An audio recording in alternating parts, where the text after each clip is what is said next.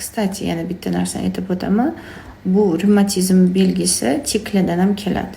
Yuzini anaqa qivirishi, shunga o'xshagan tiklar bu revmatotik отклонение stafilokokk hisobiga ham kelishi mumkin. Revmatizm yo xronический tandilit hisobiga ham kelishi mumkin. Shu miyaga signal kelishida proseslar buzilishi degani.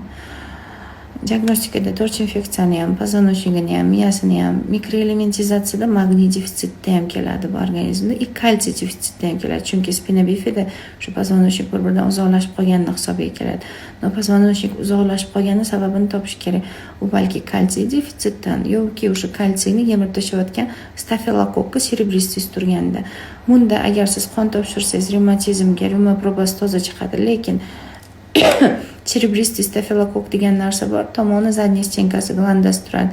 Mazok olib ekilsagina chiqadi, u skrytli formada kechadi. Tekshirtirsangiz bo'ladi, bizda keyin davolab